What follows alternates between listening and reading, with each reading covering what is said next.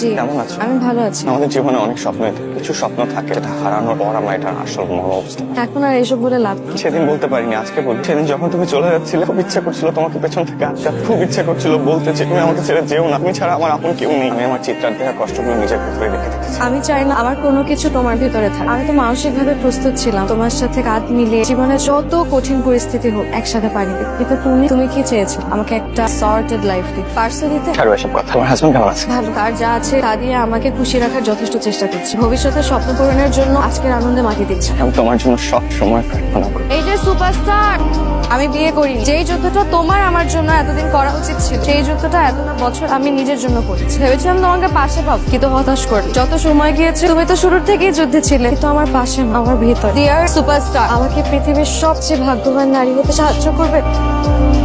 Will you marry me?